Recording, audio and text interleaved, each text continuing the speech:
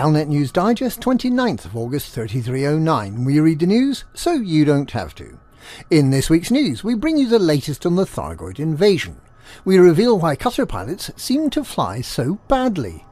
And we listen to the distant whoosh of the galaxy.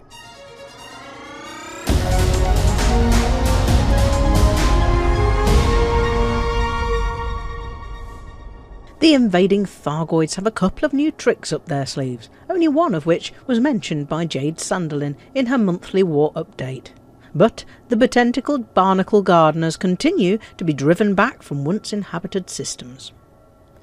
The Vox Galactica article mentioned the Scythe Hunter-class Thargoids, which use hull breach weaponry and recovery drones to collect and abduct living humans.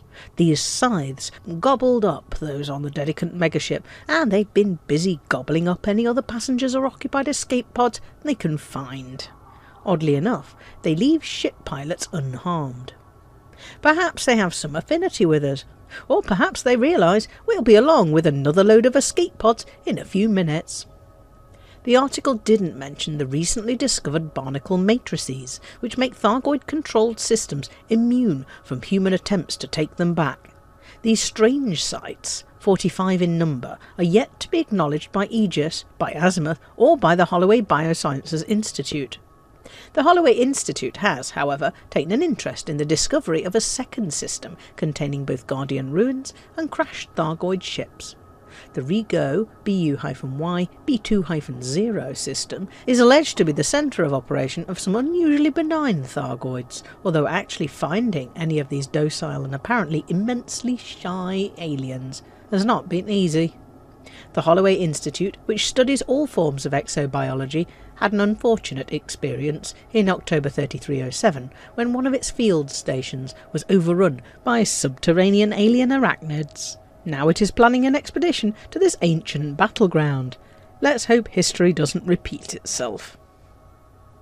Aegis continues to research the Thargoid Titans, the 8 motherships or hive ships that seem to be the centre of the Thargoid invasion. With Aegis's help, a number of commanders have been able to retrieve samples of the Titans. But there is no word from either Aegis or its rival Azimuth about progress in developing technology to encourage the Titans to leave. Until the Titans leave, the war to repel the Thargoid invasion cannot come to an end.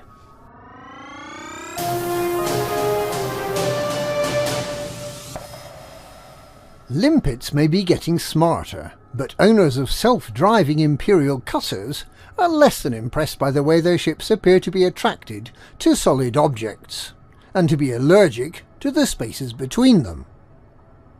The incremental improvement to collector limpets means that they'll no longer headbutt the scenery, and the Manticore Corporation claims they may now be safely used to recover items lying on a planetary surface.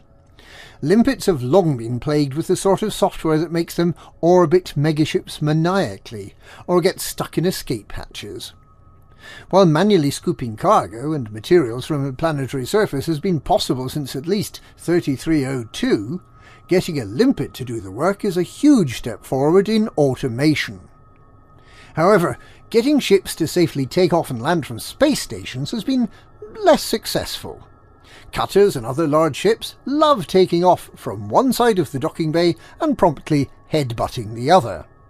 And getting through the toast rack while avoiding other ships is beyond the capabilities of even the most sophisticated onboard computer. The idea of the Imperial cutter's self-drive function is that you can simply indicate right and your cutter will instantly boost sideways into anything hard it can find. Its parallel park utility will smash its way through dozens of part sidewinders before coming to rest on its side just off the edge of the landing pad.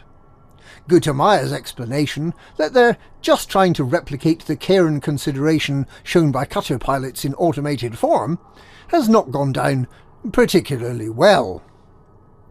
The latest attempt to patch out the problems has unfortunately not been successful, with another 47 cutter pilots reportedly killed after its deployment earlier today. Gutamaya continues to work on a fix.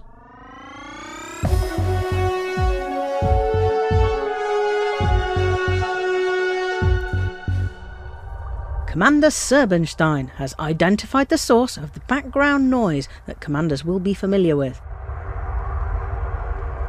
This so-called landscape signal is what you hear when you point your ship at the Milky Way. It's coming from an interstellar location around 20 light-years from Sagittarius A star, making it impossible to visit by any means currently available. The sound forms a repeating audible pattern around 110 seconds long, and from its harmonies it is clearly the product of an intelligent mind. Leaving aside the implausible explanation that it may be the sound of the background radiation left over from the Big Bang that just happens to sound like a synthesizer, some have speculated that it may indicate the location of the mystical Raxxla, which in lore is the gateway to another galaxy. Others devoutly believe that it marks the location of the celestial hideaway of famous galactic musician Jim Croft and his legendary Great Gig in the Sky. And that's this week's Galnet News. Galnet News, we read the news so you don't have to.